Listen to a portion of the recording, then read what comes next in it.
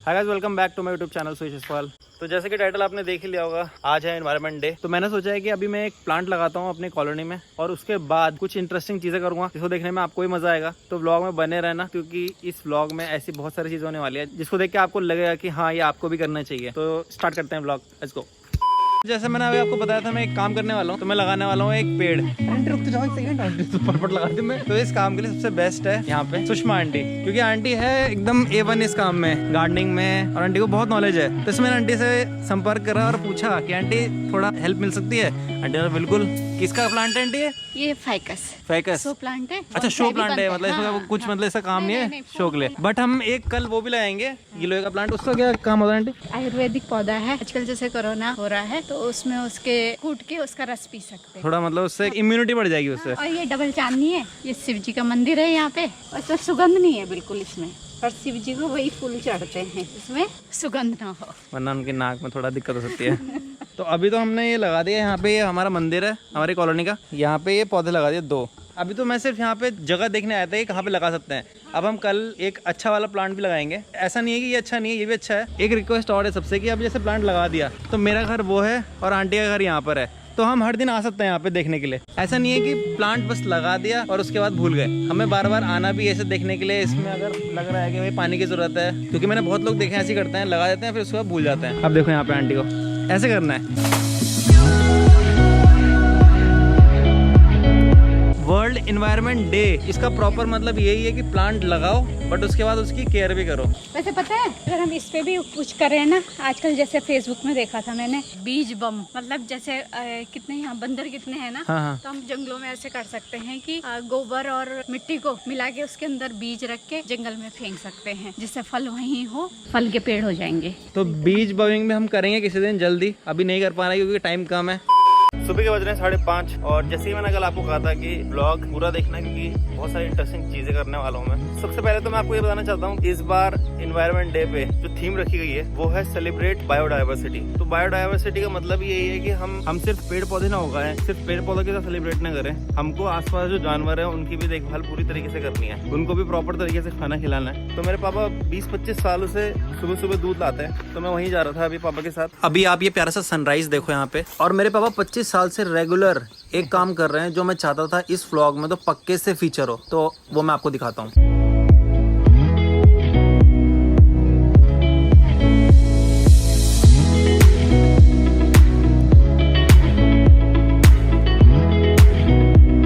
ये पापा पिछले 25-30 साल से पुण्य काम कर रहे हैं। कितने साल से कर रहे हो पापा? 25 तो मेरे को ही होगा, तो फिर इसको भी होगा। मैं कॉन्वेंट में पढ़ता था तो मैं इसी रूट से आता था रोज सुबह, तो मैं भी कभी कभी खिला देता था। तो अभी हमारे साथ तिवारी अंकल हैं, BL में ही रहते हैं, काफी नॉलेज से भरे हुए हैं अंकल पूरे। तो अंकल से भी थोड़ा पूछ लेते हैं कि बायोडायवर्सिटी के बारे में थोड़ा क्या इनका लुक है। अगर हिंदी में देखो ना, बायोडाइवर्सिटी को हम बोलते हैं जैव विविधता। जैव विविधता का मतलब है कोई भी चीज, आदमी है या कोई इवन जैसे बैक्टीरिया ही है, वो भी इसी में आ जाता है। ये एक दूसरे पर निर्भर है। अच्छा। एक का काम दूसरे को ग्रो करना है। ठीक। जैसे क्या है, अगर किसी जंगल में कहीं पर तूफान से एक सूखी लकड़ी टूट गई, हमने क्या करना है, उसको उसी जगह पर रखना है। क्यों? जब वो वहाँ रहेगी उसमें छोटी छोटी चींटियां पैदा होंगी। देखो जन्म हो रहा है धीरे धीरे। करेक्ट। उन चींटियों को छिपकली खाएगी, वो छिपकली किसी दूसरे का आहार बनेगी। तो क्या है, ऐसे ही उनका जो वेस्ट है वो जो बीट करेंगी उसके थ्रू पेड़ पौधे पैदा होंगे, वनस्पति। बिल्कुल। उनको खाने के लिए चिड़ियाएं पैदा होंगी। उन चिड़ियों से ऐसे ही जंगल में धीरे धीरे जानवर, तो जितने भी जीवन है वो एक दूसरे पर बहुत गहराई से निर्भर है। करेक्ट। तो हमने इस निर्भरता का आनंद लेना है, न कि इसको खत्म करना। जो सेलिब्रेट हम बोल रहे हैं ना बायोडाइवर्सिटी, उसका मतलब ये है कि we should enjoy the different kind of lifes available around us, isn't it? Correct. तो हमने सबका साथ लेके चलना है। तो यही है, यही बोलता है वो कि इसको सेलिब्रेट करो, न कि इसको डैमेज करो। तो अब थोड़ी बात कर लेते हैं उत्तराखंड आग के बारे में, जो कितनी फेक न्यूज चल रही थी अभी मार्केट में। आप लोगों को पता चल ही गया होगा कि कितनी फेक थी वो। बट मैं बात करूंगा कि ये आग लगती क्यों है, क्या रीजन है कि आग इतनी ज्यादा लग जाती है कि पूरे जंगल में फैल जाती है। तो मैं इसके बारे में बताता हूँ। तो अगर बात करें हमारे पौड़ी गढ़वाल की, तो हमारे पौड़ी गढ़वाल में बहुत सारे चीड़ के पेड़ है। तो चीड़ के पेड़ में होता है लीसा को इंग्लिश में रेक्सिन भी बोलते हैं, जो हाईली इन्फ्लेमेबल होता है। तो उसमें अगर हल्की सी भी आग लग गई तो फटाफट फैल जाती है पूरे के पूरे जंगल में। तो पौड़ी गढ़वाल में तो सबसे बड़ा रीजन है चीड़ का पेड़। अब मैं बात करता हूँ इन जनरल। कई लोग बोलते हैं कि ये जो किसान लोग होते हैं, ये जो पहाड़ों में खेती करते हैं, वो लोग आग जलाते हैं। ये प्रैक्टिस इलीगल होती है, बट तभी भी वो आग क्यों जलाते हैं? तो सबसे बड़ा रीजन तो ये है आग जलाने का उनका, कि जब वो किसी एक पर्टिकुलर पीस ऑफ लैंड में आग जलाते हैं तो वहाँ पे जितने भी जो फालतू के पत्ते पौधे रहते हैं उस जगह पे, वो सब एकदम खत्म हो जाती है। और दूसरा रीजन ये है कि जो सॉइल होती है उस जगह की, वो एकदम फर्टाइल हो जाती है। अब मैं इसका एक रीजन देता हूँ। आपके आसपास कोई खाली मैदान होगा जहाँ पे शादियां वादियां होती होंगी। इंडिया में तो हर जगह जहाँ भी खाली जगह दिखे वहाँ पे तंबू गाड़ के शादी या कोई पार्टियां वार्टियां हो जाती है। तो जहाँ पे तंदूर लगता है, जब वो तंदूर हट जाता है बाद में, तो उसी जगह की मिट्टी एकदम फर्टाइल हो जाती है और वहाँ की घास अलग ही दिखती है। तो ये एक रीजन है कि इसलिए ये जो फार्मर लोग होते हैं ये उस एरिया को जलाते हैं। बट इसमें गलती ये होती है कि जैसे पहाड़ों में हवा बहुत चलती है तो फिर धीरे धीरे जंगल जल जाता है। इसलिए ये जो प्रैक्टिस है इलीगल है, बट तभी भी कई लोग कर रहे हैं, उसकी वजह से बहुत प्रॉब्लम हो रही है। अगर आप लोगों के पास भी कोई बढ़िया सा रीजन है तो नीचे कमेंट बॉक्स में लिख के बताओ।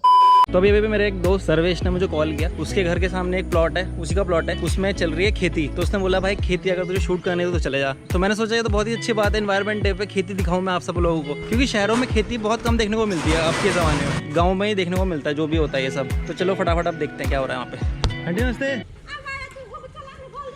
अभी कब चलाओगे भैया?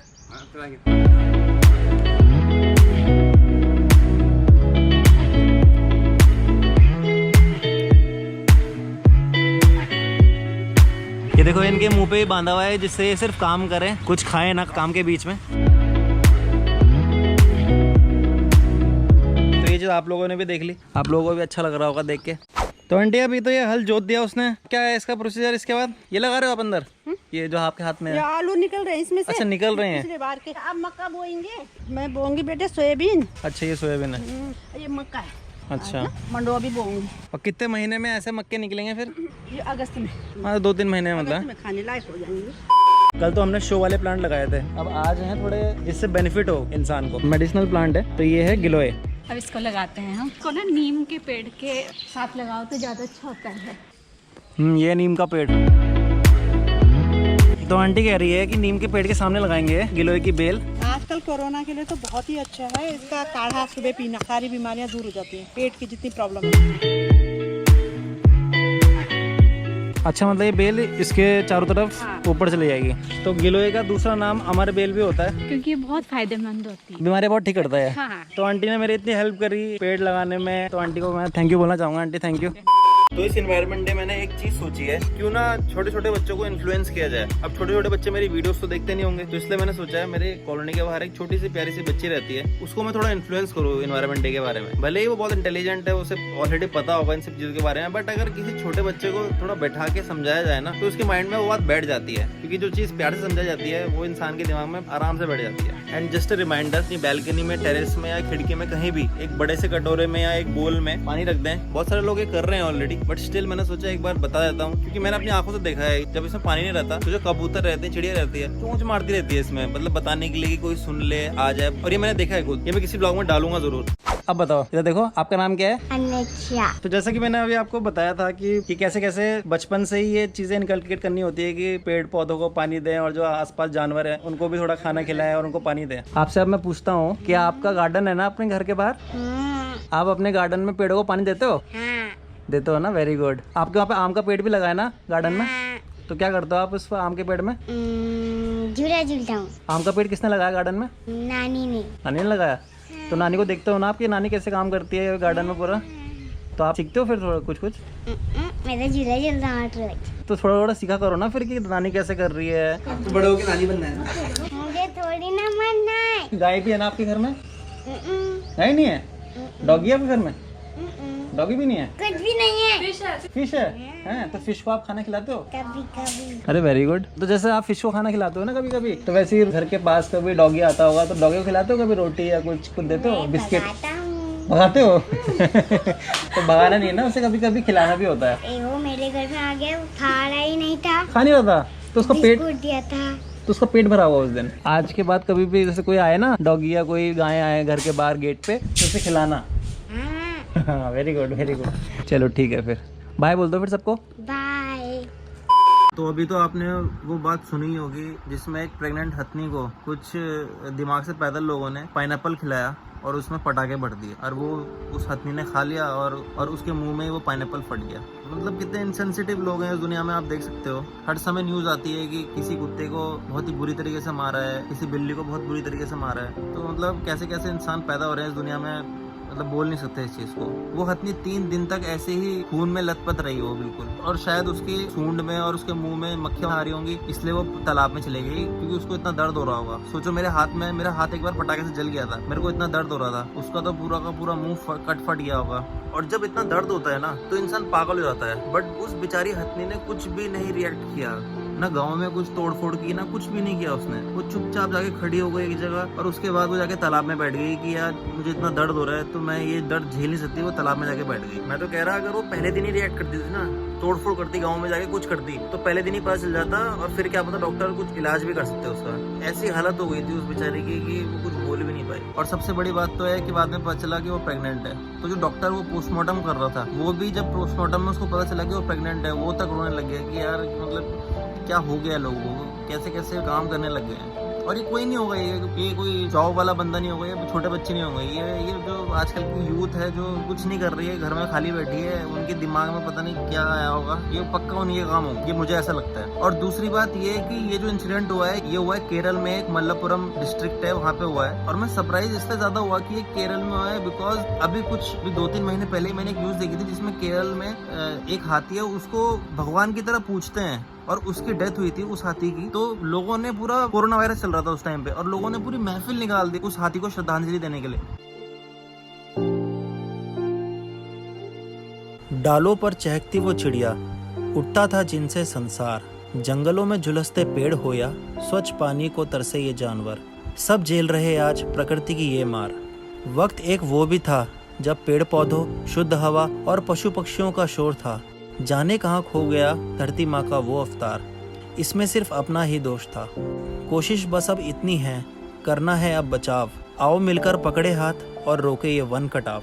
तो आज एनवायरनमेंट डे पे मैं सभी प्लांट्स और एनिमल्स के लिए केक कट कर रहा हूँ। भले ही वो लोग मेरा ब्लॉग देख नहीं रहे, but still happy environment day to all animal and plants. And क्या हो तो गया, एनिमल और प्लांट ही तो है। Happy environment day to all animal and plants. किस चीज से बनाइए केक? किस चीज से बना? एनिमल से तो नहीं बना।